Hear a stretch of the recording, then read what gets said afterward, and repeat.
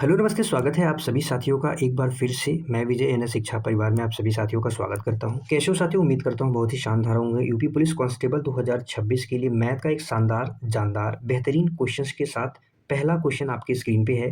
वाकई में साथी बहुत शानदार, जानदार प्रैक्टिस सेट है। जब आप सारे अटेम्प्ट करेंगे क्वेश्चन तो वाकई में मजा आएगा। पहला क्वेश्चन है, बताएंगे क्या होगा इसका राइट आंसर। इसी के साथ में अगर आप हमारे चैनल पर नए हैं तो चैनल को सब्सक्राइब करके वीडियो लाइक शेयर करें। पहला क्वेश्चन है, the sum of two numbers is 40 है और इसका है देयर द डिफरेंस ऑफ 4 है और find the ratio of the numbers का हमें अनुपात बताना है। संख्याओं का योग 40 दे रखा है और उनका अंतर कितना दे रखा है, 4। आप एक तो बेसिक से कर सकते हैं और एक ट्रिक। ट्रिक क्या है साथी? इसका जो सम ऑफ नंबर है, सम ऑफ नंबर में एक बार इसको क्या करना है, ऐड कर देना है। जो डिफरेंस है, एक बार हम जब सम ऑफ नंबर का डिफरेंस में ऐड करेंगे और एक बार जब सम ऑफ नंबर का डिफरेंस में माइनस करेंगे तो हमें क्या निकल के आएगा, संख्याओं का रेशियो। तो ये आ गया 44, ये आ गया कितना, 36। और जब हम इसको 4 से काटेंगे तो 11:9 आ जाएगा, जो कि हमारा यही राइट आंसर हो जाएगा, ऑप्शन ए। ये तो हो गया साथी, ये हो गया ट्रिक से, आप फॉर्मूले से कर सकते हैं कि एक बार जो सम ऑफ नंबर्स में डिफरेंस को ऐड करना है और एक सम ऑफ नंबर में क्या करना है, डिफरेंस को माइनस कर देना है, तो हमें संख्याओं का अनुपात आ जाएगा। बेसिक से आप कैसे करेंगे, एक्स वाई मान लो तो एक संख्या यक्स है, एक संख्या यक्स है और एक संख्या वाई है। इन दोनों का योग कितना दे रखा है, 40, और इन दोनों का अंतर ही दे रखा है कितना, 4। जब हम इसको ऐड करेंगे तो ये y से y कट जाएगा, 2x बराबर कितना आ जाएगा, 44। यहाँ से जो x की वैल्यू आ जाएगी कितनी आ जाएगी, 22। और y की वैल्यू, जब x की वैल्यू हम यहाँ पे 22 रखेंगे तो जो y की वैल्यू निकल के आएगी साथी, वो क्या आ जाएगी, 18 आ जाएगी। और x और y का रेशियो कैसे निकलेगा, 22:18। जब हम इसको काटा पीटी करेंगे तो 2 से 11, 2 से 9 बारी, तो भी इसका आंसर आ जाएगा ऑप्शन। आप चाहे जो मेथड का यूज कर सकते हैं। अगले क्वेश्चन पे चलते हैं। क्वेश्चन नंबर 2 आपकी स्क्रीन पे है, बताएंगे क्या होगा इसका राइट आंसर। क्वेश्चन नंबर 2 है, if the price of sugar increase by 25%, by what percentage should be the household decrease in a consumption so that the expenditure remains the same। यहाँ पे कह रहा है यदि चीनी के मूल्य में 25% की वृद्धि हो जाती है तो एक परिवार को अपनी खपत में कितने प्रतिशत की कमी करनी चाहिए ताकि खपत समान रहे। ताकि खपत क्या रहे साथी, समान रहे। तो जैसे मान लो पहले 100 रुपये चीनी थी, 100 रुपये चीनी का मूल्य था, कितना हो गया, 125 रुपये हो गया।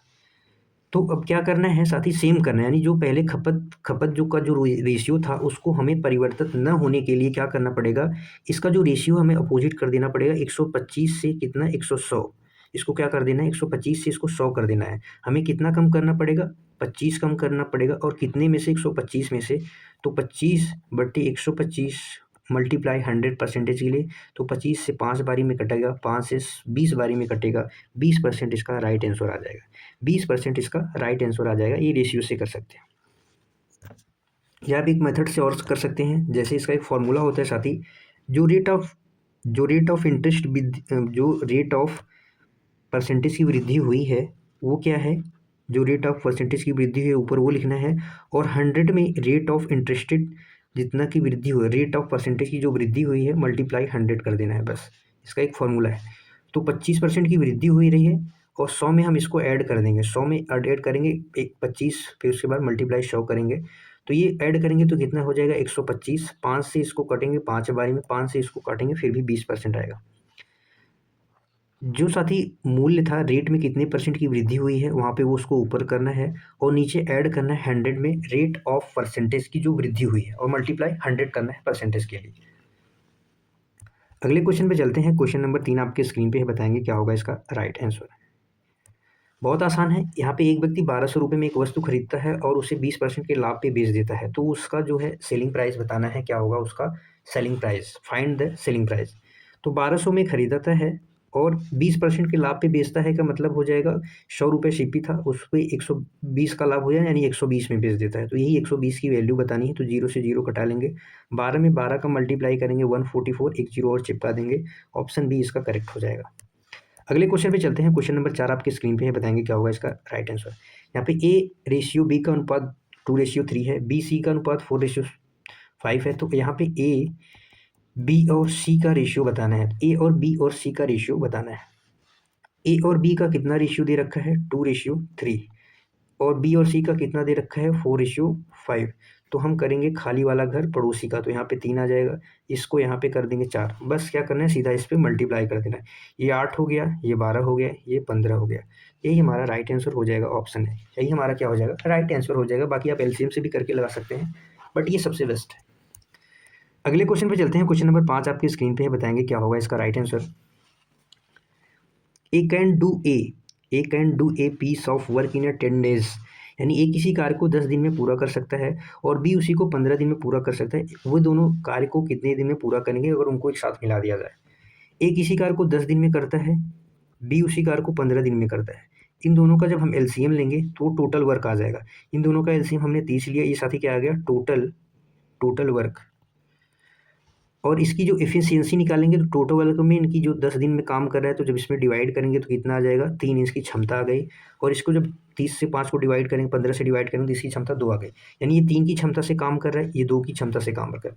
टोटल वर्क कितना है, 3, और ये 3 की क्षमता से और 2 की क्षमता से काम करेंगे। टोटल वर्क कितना था, 30, और जो ए है 3 की क्षमता से, ये 2 की क्षमता से, यानी 30/5 यानी इक्वल टू 6 डेज, यानी दोनों मिलकर 6 दिन में काम को ख़त्म कर देंगे। ये टोटल वर्क हमारा था। इसकी एफिशिएंसी यानी जो क्षमता है 3 है, इसकी 2 है। दोनों की क्षमता से हमने टोटल वर्क में भाग दे दिया, तो टोटल डेज आ गया, कितने दिन में काम कंप्लीट होगा। अगले क्वेश्चन पे चलते हैं। क्वेश्चन नंबर 6 आपके स्क्रीन पे है, क्या होगा इसका right answer. The product of two numbers is a 120 and sum of their square 289, find the sum of number. दो संख्याओं का गुणनफल 120 दिया हुआ है। दो संख्याओं का गुणनफल कितना दिया है, साथ ही 120 दिया हुआ है। उनके वर्गों का योग इतना है, तो संख्याओं का योग क्या होगा, संख्याओं का योग क्या होगा। इसका एक बेसिक तरीका है, क्या है साथी, यहाँ पे दो संख्याएं मान लो x और y हो गई, ये की दो संख्याएं हो गई। इसका एक फॉर्मूला होता है x प्लस वाई का होल स्क्वायर का फॉर्मूला होता है x square plus y square plus 2xy। तो यहाँ पे वैल्यू रखेंगे, हमें x प्लस वाई की वैल्यू बतानी है। यहाँ पे वर्गों का योग यानी x स्क्वायर वाई स्क्वायर की वैल्यू 289 दे रखी है, 289, और x वाई की वैल्यू दे रखी है 120, यानी 2 मल्टीप्लाई, यहाँ पे प्लस करना है, प्लस करेंगे,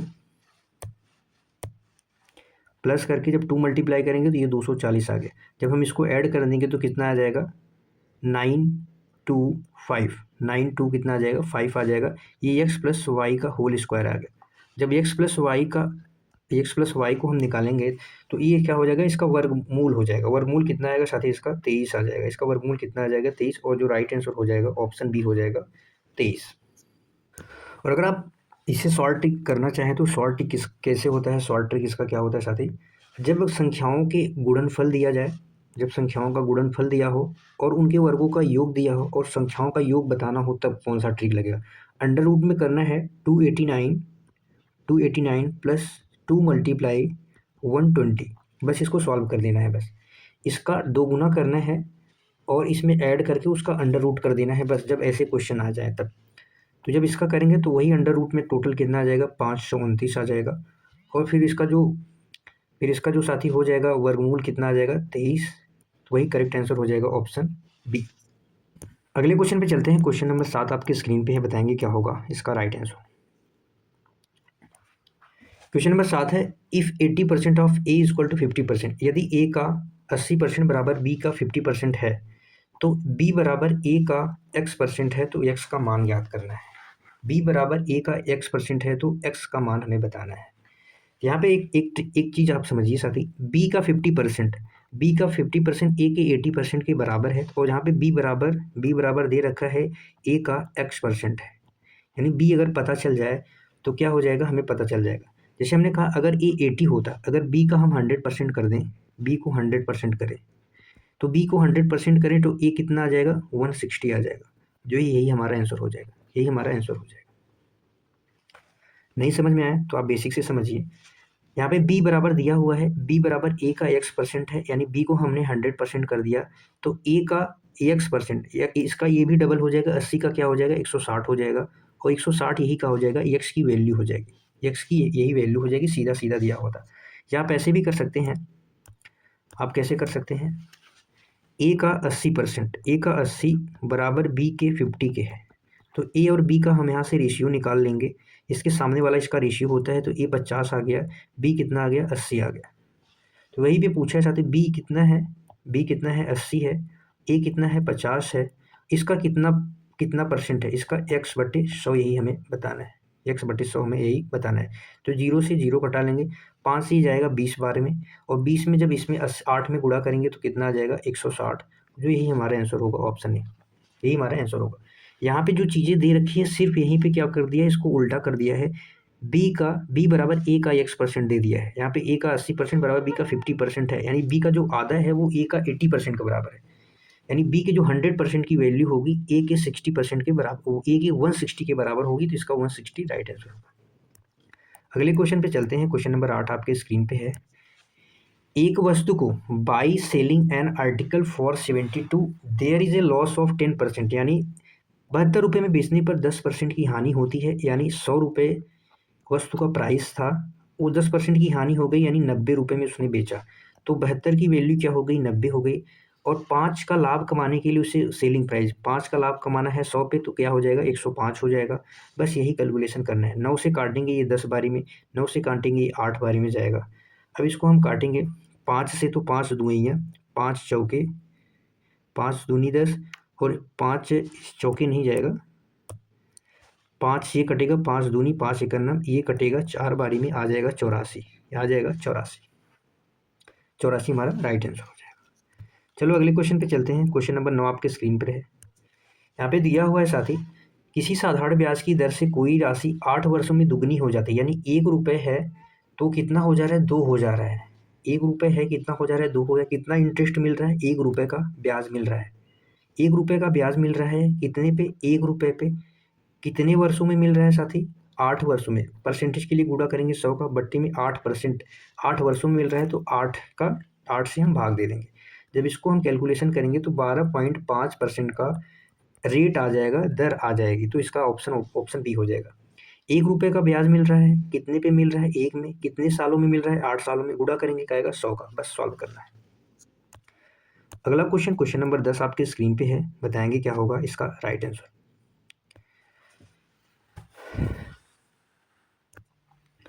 दिया हुआ है the average of first 5 multiple of 3, यानी 3 के प्रथम गुणजों का औसत बताना है, औसत यानी एवरेज आपको बताना है 3 के प्रथम 5 गुणजों का, 5 गुणज बताने हैं साथी, 5 गुणज।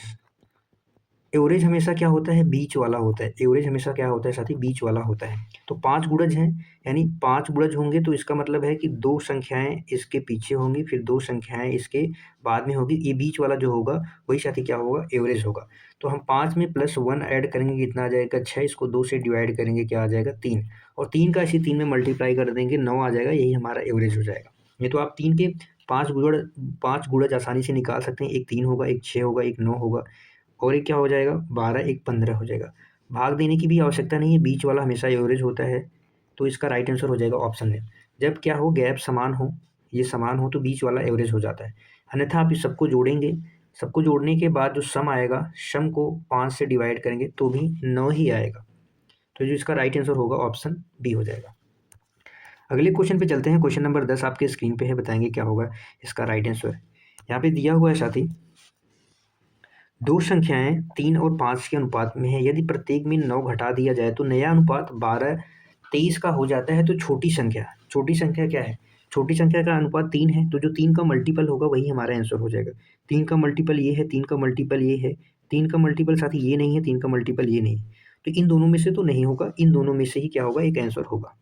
आप चाहें तो ऑप्शन से ट्राई कर सकते हैं, जैसे ऑप्शन ए हो जाएगा, 3 की वैल्यू अगर 27 हमने रख दी तो कितना गुना है 9 गुना है, तो ये 27 हो गया, ये कितना हो जाएगा 45 हो जाएगा। जब हम इसमें से 9 माइनस करेंगे तो 9 माइनस करने पे क्या आ जाएगा, यहाँ पे आ जाएगा 18, यहाँ पे आ जाएगा 27, लेकिन ये 12 और 23 का रेशियो बन रहा है क्या, माइनस करने पे नहीं बन रहा है, ये 37 आ जाएगा, ये कितना आ जाएगा 37, ये 12 और इसके रेशियो नहीं बन रहा है, तो जो इसका राइट आंसर होगा, इसका राइट आंसर ऑप्शन बी होगा।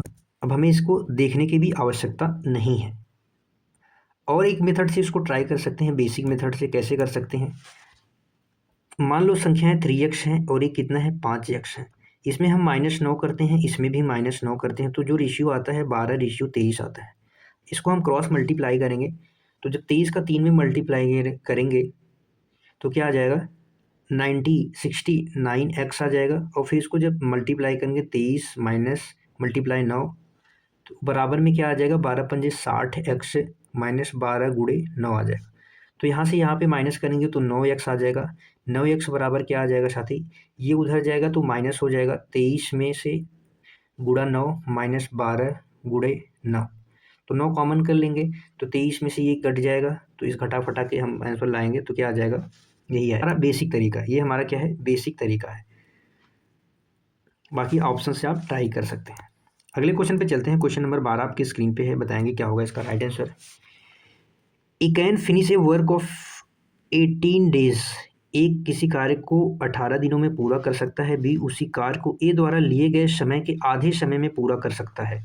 आधे समय में पूरा कर सकता है, फिर एक साथ कार्य करते हुए एक दिन में उस कार्य का कितना भाग पूरा करेगा। एक ही दिन में हमें बताना है कि वो कितना कार्य पूरा करेगा एक साथ काम करते हुए। ए की क्षमता तो यहाँ पे 18 दे रखी है, 18 दिन में। बी उसके आधे समय में करता है, यानी बी अगर ये 18 दिन में करता है तो आधे दिन यानी ये तो 9 दिन में कर देगा क्योंकि इसकी क्षमता ज़्यादा होगी। टोटल काम अगर यहाँ से हम एलसीएम ले लें तो टोटल काम एलसीएम 18 आ जाएगा।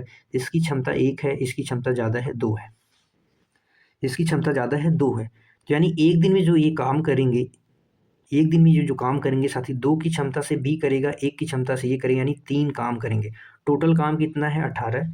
तो 18 3 एक दिन में 3 काम करते हैं, डिवाइड बाई 18 से करेंगे तो कितना काम करेंगे 1/6 भाग। वो कितना काम पूरा कर देंगे, पूरे काम का 1/6 भाग पूरा कर देंगे। तो जो इसका राइट आंसर हो जाएगा ऑप्शन ए हो जाएगा। क्या हो जाएगा, ऑप्शन ए हो जाएगा। क्योंकि हमें एक ही दिन का बताना है तो एक दिन में ये 3 की क्षमता से काम करेंगे तो 3/18 करेंगे तो 1/6 भाग काम का पूरा कर देंगे। अगले क्वेश्चन पे चलते हैं। क्वेश्चन नंबर 13 आपके स्क्रीन पर है, बताएंगे क्या होगा इसका राइट आंसर। एक आयत में यानी रेक्टेंगल की बात की जा रही है, एक बार 20% इंक्रीज किया जाता है और 20% उसके बाद डिक्रीज किया जाता है। What is the net change of area. आयत की लंबाई में 20% की वृद्धि फिर उसके 20% की कमी हो जाती है तो क्षेत्रफल में शुद्ध परिवर्तन क्या होगा। जब इस टाइप का क्वेश्चन मिले जहाँ पे एक बार वृद्धि की जाती है फिर उसके बाद सेम परसेंटेज की कमी की जाती है तो सीधा सीधा क्या करेंगे, जो सेम परसेंटेज होता है उसका स्क्वायर बटे 100 कर देंगे। इस केस में हमेशा क्या होता है, इस क्वेश्चन में हमेशा साथी क्या होता है बताएंगे। इस क्वेश्चन में इस इस टाइप के क्वेश्चन में हमेशा क्या होता है, डिक्रीज होता है, यानी घाटा हो जाएगा, कम हो जाएगा। इस केस में हमेशा क्या होगा, कमी होगी, डिक्रीज होगा। तो 20 का जब हम स्क्वायर करेंगे बटे 100 कर देंगे तो क्या आ जाएगा 4% डिक्रीज आ जाएगा। इसका राइट आंसर ऑप्शन सी हो जाएगा। या आप ऐसे भी दूसरे मेथड से कर सकते हैं। कैसे कर सकते हैं, रेशियो से। एक तो ये सबसे बढ़िया मेथड है, सेम परसेंटेज की वृद्धि हो सेम परसेंटेज की कमी हो तो एक्स स्क्वायर बटे 100 हमेशा क्या होगा, कमी होगी। तो 4% क्या होगा, इसका राइट आंसर हो जाएगा। या आप रेशियो से करना चाहें, एक बार 20% की वृद्धि हो रही, 20% का मतलब होता है कि 1/5, 5 से एक बारी क्या हो रहा है 4 हो रहा है, और इसका मतलब होता है 5 से एक बारी क्या हो रहा है 6 हो रहा है। एक बार वृद्धि हो रही है तो एक बार कमी हो रही है। तो 25 से कितना हो गया 24 हो गया। कितने की कमी, 1/बटे में 25 गुणे में 100 तो कितना आ गया 4% की कमी। तो बी सी हो जाएगा। अगले क्वेश्चन पे चलते हैं। क्वेश्चन नंबर 14 आपकी स्क्रीन पे है, बताएंगे क्या होगा इसका राइट आंसर। दो संख्याओं का यहाँ पे एचसीएफ और एलसीएम दे रखा है 12 और 72। इनमें से एक संख्या 24 दे रखी है तो दूसरी संख्या बतानी है, क्या होगा। फॉर्मूला होता है पहली संख्या गुणे दूसरी संख्या बराबर एलसीएम गुणा एचसीएफ होता है। बस इस पे हमें रख के आंसर ले लेना है। तो यहाँ पे 12 गुणे में 72 बराबर में 24 मल्टीप्लाई हम इसको एक्स मान लिए तो 24 तिहैया 72, 12 तिहैया 36 बराबर एक्स। इसका राइट आंसर हो जाएगा ऑप्शन ए। ऑप्शन ए क्या हो जाएगा, करेक्ट हो जाएगा। अगले क्वेश्चन पे चलते हैं। क्वेश्चन नंबर 15 आपके स्क्रीन पे है, बताएंगे इसका राइट आंसर क्या होगा। क्लास को शेयर करेंगे अपने दोस्तों के साथ जो यूपी पुलिस कांस्टेबल मैथ का प्रैक्टिस सेट खोज रहे हैं। वो मैथ की प्रैक्टिस करना चाहते हैं एक शानदार। पहला प्रैक्टिस सेट है। इसके बाद धीरे धीरे हम क्वेश्चन का लेवल भी इंक्रीज करेंगे क्योंकि इजी भी रखेंगे, मॉडरेट भी रखेंगे प्रैक्टिस सेट में, और हार्ड भी क्वेश्चन की प्रैक्टिस करेंगे। यहाँ पे दिया हुआ है 72 किमी a train 100 metre long passage a bridge of 25 second and उसका स्पीड है 72 किमी। Find the length of bridge. Bridge की हमें क्या करना है, लंबाई बतानी है, पुल की लंबाई बतानी है। 72 किमी चाल है रेलगाड़ी की, 100 मीटर लंबी है और 75 सेकेंड में पार कर दिए। तो हमें निकालना है टोटल दूरी। टोटल हमें क्या निकालना है साथी, डिस्टेंस टोटल निकालना है। टोटल डिस्टेंस के लिए क्या फॉर्मूला होता है, जो हमारे पास स्पीड है 72 और उसको मल्टीप्लाई करना है समय से। समय से। लेकिन यहाँ पे जो स्पीड है साथी वो किमी में दे रखी है, तो हम इसको मीटर प्रति सेकंड में चेंज करेंगे, तो 5/18 से गुणा कर देंगे। तो 18 चौके 72, 4 पंजे 20, 20 में जब 25 का मल्टीप्लाई करेंगे तो क्या आ जाएगा, 500 ये मीटर आ जाएगा। ट्रेन द्वारा कुल चली गई दूरी 500 मीटर है, जिसमें से पुल एक ट्रेन की लंबाई कितनी है, 100 है, तो इसमें से माइनस कर देंगे, जो पुल आ जाएगा यानी जो ब्रिज आ जाएगा उसका 400 मीटर लंबा है। ब्रिज कितना है, 400 मीटर लंबा है। क्योंकि ट्रेन जो पार कर रही है 500 मीटर, ये अपनी लंबाई को भी पार कर रही है और पुल की लंबाई को भी पार कर रही है, इसलिए 500 मीटर और इतना टोटल टाइम भी ले रही है। अगले क्वेश्चन पे चलते हैं। क्वेश्चन नंबर 16 आपकी स्क्रीन पे है, बताएंगे क्या होगा इसका राइट आंसर। यहाँ पे दिया हुआ है 8 व्यक्ति हैं, 8 व्यक्तियों का औसत वजन, the average weight of 8% increase by 25 kg when a new person come in a place of. यानी 8 व्यक्तियों का औसत वजन 2.5 kg की वृद्धि होती है जब 65 किलो केजी वाले वजन के स्थान पे एक नया व्यक्ति आ जाता है, तो क्या उसका नए व्यक्ति का वजन आपको बताना है।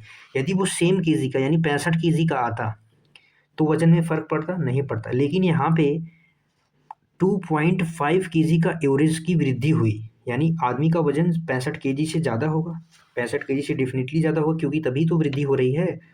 और एवरेज का मतलब होता है कि हर एक इंसान का वृद्धि होगा, हर एक इंसान के वेट में वृद्धि हो रही है। और टोटल कितने व्यक्ति हैं, 8 हैं, तो हमें इसमें मल्टीप्लाई कितने का कर देना पड़ेगा, 8 का मतलब 25 से 8 कितना होता है, 200 होता है। 65 में जब हम 20 ऐड कर देंगे, क्योंकि यहाँ पे दशमलव लगा है, तो 200 दशमलव के बाद जीरो हम कर देंगे, तो जीरो का कोई मतलब नहीं होता। 65 में 20 जोड़ देंगे, क्या आ जाएगा, 85 आ जाएगा। 65 में 20 जोड़ देंगे, क्या आ जाएगा, 85, और इसका राइट आंसर हो जाएगा ऑप्शन सी। क्या हो जाएगा, ऑप्शन सी हो जाएगा। अगले क्वेश्चन पे चलते हैं। क्वेश्चन नंबर 17 आपके स्क्रीन पे है, बताएंगे क्या होगा इसका राइट आंसर। क्वेश्चन नंबर 17 का राइट आंसर क्या होगा। यहाँ पे दिया हुआ है किसी एक परीक्षा में, in an examination 35% of the candidate fail in Hindi. 35% उम्मीदवार हिंदी में और 45% क्या होते हैं, अंग्रेजी में अनुत्तीर्ण हुए, यानी क्या हुए, फेल हुए। यदि 20% दोनों विषय में अनुत्तीर्ण हुए तो दोनों विषयों का उत्तीर्ण करने का उम्मीदवारों का प्रतिशत क्या है।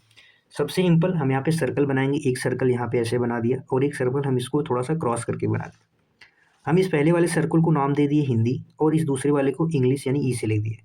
बीच में कितने हैं, 20% ऐसे हो जाएंगे साथी, 20% इसमें, 20% ऐसे हो जाएंगे जो दोनों में क्या हुए, फेल हुए हैं, दोनों में फेल हुए हैं। और हिंदी वालों फेल की कुल फेल की संख्या कितनी है, 35% है कुल, और इंग्लिश में कितनी है, इनकी 45 है। यानी 20 तो हो गए, इतने हैं, ये 20 हो गए और कुल मिला के 45 है। तो जो केवल इंग्लिश में फेल हुए होंगे वो कितने हो जाएंगे, 25, क्योंकि हम इसमें से इसको माइनस कर देंगे। और हिंदी में कितने हैं, कुल 35 हैं और 20 यहाँ पे ऑलरेडी आ गए हैं, तो यहाँ पे कितने आ जाएंगे, 15 आ जाएंगे। ये कुल निकल के आ गया कितना, फेल का परसेंटेज आ गया। किसका आ गया, फेल वालों का परसेंटेज। 25, 15 और 20 कितना हो जाएगा, 60। यानी कुल मिला के 60% विद्यार्थी फेल हुए हैं और पास कितने हो जाएंगे, इसका अपोजिट हो जाएगा, 40% यानी विद्यार्थी टोटल पास हुए हैं। इसका राइट आंसर ऑप्शन ए हो जाएगा, क्योंकि 100 पूरा अपने आप में 100% होता है, तो 100 में से माइनस करेंगे तो 40% आ जाएगा। सबसे बेस्ट तरीका था। अगला क्वेश्चन है, क्वेश्चन नंबर 18 आपकी स्क्रीन पे है, बताएंगे क्या होगा इसका right answer. The difference between SI and CI in a certain some of money of 2 years 10% per annum 65, find the सम। तो यहाँ पे बताना है कि एक निश्चित धनराशि पर 2 वर्ष के लिए 10% वार्षिक ब्याज की दर से साधारण ब्याज और चक्रवृद्धि ब्याज का अंतर 65 है, तो वह धनराशि ज्ञात कीजिए, वह धनराशि ज्ञात कीजिए। बताएंगे साथी क्या होगा इसका राइट आंसर। जो चक्रवृद्धि ब्याज होता है इसका तो फॉर्मूला होता है एक CI और SI का, CI माइनस SI। फॉर्मूला तो होता है PR² बटे 100 का स्क्वायर, 2 साल के लिए, एक इसके लिए होता है 2 ईयर्स के लिए। तो आप यहाँ पे जो डिफरेंस दिया है CI माइनस SI का यहाँ पे रख सकते हैं। और P कितना है, P यही हमें निकालना है। R कितना है, यहाँ पे 10% है, R और 100 का स्क्वायर करेंगे तो आसानी से आ जाएगा। हम साथ ही यहाँ पे इसका अगर सक्सेसिव करें तो सक्सेसिव यानी 10 + 10, 10 + 10 + 10 × 10/100, 10 × 10/100 हो जाएगा। ये जो 10 + 10 आया है ये क्या है, सिंपल इंटरेस्ट है। और जो कंपाउंड इंटरेस्ट होता है वो ब्याज पे भी ब्याज मिलता है। जो 10 × 10/100 आया है साथ ही ये क्या आया है, सिंपल इंटरेस्ट आया है। तो ये 1% क्या हो जाएगा, ये 1% आ जाएगा, जो क्या है, चक्रवृद्धि ब्याज है। और यहाँ पे CI और SI, चक्रवृद्धि ब्याज जो होता है वो सिंपल इंटरेस्ट और चक्रवृद्धि ब्याज का अंतर यहाँ पे दे रखा है 1% की वैल्यू 65, तो 100% की वैल्यू क्या हो जाएगी, इसमें 100 का मल्टीप्लाई कर देंगे। तो 6500 हो जाएगा इसका राइट आंसर। 6500 हो जाएगा इसका राइट आंसर। या आप रेशियो से भी कर सकते हैं। कैसे कर सकते हैं? 10% की फ्रैक्शन वैल्यू होती है 1/10। 10 से क्या हो रहा है? 11 हो रहा है। 10 से क्या हो रहा है? 11 हो रहा है। यहाँ पे करेंगे तो ये क्या आ जाएगा? 20 आ जाएगा। ये क्या आ जाएगा? 21। ये 20 क्या हो जाएगा? ये सिंपल इंटरेस्ट। ये 21 क्या हो गया? 21 क्या हो गया? आप ऐसा कह सकते हैं कि चक्रवृद्धि ब्याज। इसका अंतर कितना है? 1 है। 1 की वैल्यू क्या है यहाँ पे दे रखी है? 65। तो हमें 100 की वैल्यू बता देनी है। 6500 आ जाएगा। 6500 आ जाएगा। ठीक है, चलिए अगले क्वेश्चन की तरफ। क्वेश्चन नंबर 19 आपके स्क्रीन पे है। बताएंगे क्या होगा इसका राइट आंसर। ए और बी की आय का अनुपात साथी दिया हुआ है। कितना है? 3:2 में है। यदि उनके खर्च का अनुपात इतना है तो प्रत्येक 2000 की बचत करते हैं तो ए की आय क्या होगा? ए की आय क्या होगा? क्या 12,000, 15,000, 18,000 या 10,000? बताएंगे। इस क्वेश्चन को करने के लिए आपके पास कितने मेथड है? कितने मेथड तरीकों से आप इस क्वेश्चन को कर सकते हैं? यहाँ पे एक ही आय का मतलब यहाँ पे 3 होना चाहिए। 3 का मल्टीपल यहाँ पे देखेंगे तो एक ऑप्शन नहीं है 3 का मल्टीपल, तो ये नहीं हो सकता। बाकी ये तीनों हो सकते हैं क्योंकि ये तीनों सारे यहाँ पे ऑप्शंस हैं जो 3 के मल्टीपल हैं। अगर ये 3 के मल्टीपल ना होते तो हम आसानी से क्या कर सकते हैं? कर सकते थे। एक चीज़ हम साथी और ट्राई कर सकते हैं। क्या? 2000 प्रत्येक बचत करते हैं। जब हम इसमें से 2000 माइनस करेंगे तो 2000 माइनस करने के बाद जो ए का खर्च है यानी 5, तो 5 का मल्टीपल होना चाहिए। 2000 जब इसमें माइनस करेंगे तो क्या बचेगा? 10,000। 10,000 साथी जो 5 का मल्टीपल है। जब इसमें से 2000 माइनस करेंगे तो ये क्या बचेगा? 13,000। तो ये भी कोई लॉजिक नहीं बनता क्योंकि जीरो है तो ये भी मल्टीपल तो होंगे ही होंगे। क्या होंगे? मल्टीपल तो होंगे ही होंगे। सारे हो जाएंगे फिर तो इस हिसाब से हम इसको नहीं कर सकते। ऑप्शन वगैरह से तो नहीं कर सकते। चलो इसके लिए एक रूल है। क्या? 3x में 3x मान लो इनका 2x हो गया। माइनस कितना करते हैं? 2000 बचत करते हैं 2000, और ये भी क्या करते हैं? 2000 बचत करते हैं। तो बराबर इनका रेशियो क्या आ जाता है? 5:3। हम इसका आपस में क्रॉस मल्टीप्लाई कर लेंगे। 3 का मल्टीप्लाई 3x में करेंगे कितना आ जाएगा? 9x। 5 का मल्टीप्लाई किस में करेंगे? 2x में करेंगे क्या आ जाएगा? 10x। ये 9x हो जाएगा, ये 10x हो जाएगा। जब हम इसको माइनस करेंगे तो क्या आ जाएगा? केवल x आ जाएगा। x बराबर आ जाएगा 3 का इसमें मल्टीप्लाई करेंगे तो क्या आ जाएगा? 6000, और इसमें करेंगे तो क्या आ जाएगा? 10,000। और जब इसको हम माइनस करेंगे तो क्या आ जाएगा? 4,000। इन दोनों को माइनस करेंगे तो 4,000 आ जाएगा। जो x की वैल्यू हमारी आ जाएगी 4,000 आ जाएगी। तो हमें 3 की वैल्यू बतानी है 3x की, तो 3x में 4 का मल्टीप्लाई कर देंगे तो क्या आ जाएगा? 12,000। ऑप्शन ही क्या हो जाएगा? करेक्ट हो जाएगा। बहुत आसान था, बेसिक से ही हो गया। अगले क्वेश्चन पे चलते हैं। क्वेश्चन नंबर 20 आपके स्क्रीन पे है। बताएंगे फटाफट से क्या होगा इसका राइट आंसर। एक दुकानदार अपने माल का क्रय मूल्य अपने माल पर क्रय मूल्य से 20% अधिक करता है, अंकित करता है, और 10% की छूट देता है तो उसका वास्तविक लाभ क्या होगा? उसका वास्तविक लाभ क्या होगा? आप सक्सेसिव से भी कर सकते हैं, साथ ही रेशियो से भी कर सकते हैं। ढेर सारे मेथड हैं, कई तरीकों से आप कर सकते हैं। सक्सेसिव से यानी पहले 20% अधिक अंकित करता है, उसके बाद उस पर 10 की छूट देता है। तो सक्सेसिव क्या होता है? 20 माइनस 10, 20 गुणे 10 बटे में 100। जीरो से जीरो करना। 20 माइनस 12, ये कितना आ जाएगा? 8% आ जाएगा। कितना आ जाएगा? 8%, क्योंकि छूट दे रहा है तो हम माइनस करेंगे। यहाँ पे माइनस माइनस छूट दे रहा है। या आप ऐसे भी कर सकते हैं साथी, ये तो सक्सेसिव से कर लिया आपने। या आप दूसरे तरीके से कैसे कर सकते हैं? यहाँ पे दे रखा है 20% यानी 100 से 120 अंकित कर दिया। 100 से 120 अंकित कर दिया और इस पे 10% की छूट दे दी। कितने परसेंट की छूट दे दी? 10% की छूट देने का मतलब है कि 12 रुपये की छूट दे दी। 12 रुपये की छूट। तो कितने में बेच रहा है? 108 में बेच रहा है। तो कितने परसेंट का प्रॉफिट हो गया? 8 का प्रॉफिट कितने पे हो गया? 100 पे। गुणा करेंगे काय का? 100 का। तो 100 से कटा तो 8% इसका राइट आंसर हो जाएगा। ऑप्शन भी क्या हो जाएगा? करेक्ट हो जाएगा। अगला क्वेश्चन, क्वेश्चन नंबर 21 आपकी स्क्रीन पे है। बताएंगे क्या होगा इसका राइट आंसर फटाफट से। एक व्यक्ति एक निश्चित दूरी 40 किमी प्रति घंटे की गति से तय करता है और 60 किमी की गति से वापस आता है। 40 की जाता है और 60 की गति से वापस आता है। यदि उसके द्वारा लिया गया कुल समय 5 घंटे है तो तय की गई कुल दूरी बतानी है। इस केस में साथी क्या होता है? एक सिंपल सा फॉर्मूला होता है। हम सीधा फॉर्मूले पे रखेंगे, फटाक से आंसर हो जाएगा। क्या होगा? सिंपल सा फॉर्मूला होता है और उस पर हम क्या करेंगे? फटाक से रख देंगे। हम सबसे पहले इसकी एवरेज स्पीड निकालेंगे। एवरेज स्पीड का फॉर्मूला क्या होता है? 2xy बटे x प्लस वाई। ये फार्मूला तभी काम करेगा साथी एवरेज स्पीड के लिए जब क्या हो? डिस्टेंस समान हो, दोनों साइड डिस्टेंस समान हो, ये नहीं कि वो पहले 40 किलोमीटर की दूरी से 100 किलोमीटर जाता है, फिर 60 किलोमीटर की दूरी से 120 किलो, तब ये फॉर्मूला नहीं काम होगा। डिस्टेंस समान होगा तो ये फॉर्मूला काम करेगा। तो यहाँ पे रखेंगे 2 × 40 × 60 बटे में क्या हो जाएगा, इन दोनों का ऐड करेंगे 100 आ जाएगा। तो जब हम इसको काटा-पीटी करेंगे तो क्या आ जाएगा, 48 किमी प्रति घंटा उसका क्या आ जाएगा, एवरेज आ जाएगा, 48 किमी प्रति घंटा। और वो कुल कितने घंटे जा रहा है, 5 घंटे जा रहा है, तो इसमें केवल 5 का हम मल्टीप्लाई कर लें।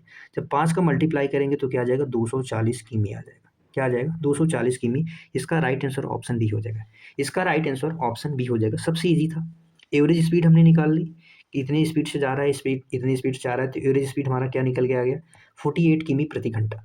5 घंटे कर रहा है तो 5 घंटे में उसकी दूरी क्या हो जाएगी, 240 हो जाएगी। 200 दोनों तरफ की दूरी पूछी तब 240 होगी। अगर एक तरफ की दूरी पूछी होती तो इसका हम आधा कर देते। क्या कर देते, इसका आधा कर देते। अगले क्वेश्चन पे चलते हैं। क्वेश्चन नंबर 22 आपके स्क्रीन पे है। सॉरी, आज के लिए बस इतना ही क्वेश्चन था साथी। बताएंगे क्योंकि हमारे यूपी पुलिस कांस्टेबल के एग्जाम में बस लगभग कुछ आसपास इसी के आसपास ही क्वेश्चन आते हैं। सबसे ज़्यादा वेटेज रीजनिंग का रहता है। ये हमारा टेलीग्राम चैनल है, आप इसे ज्वाइन कर सकते हैं।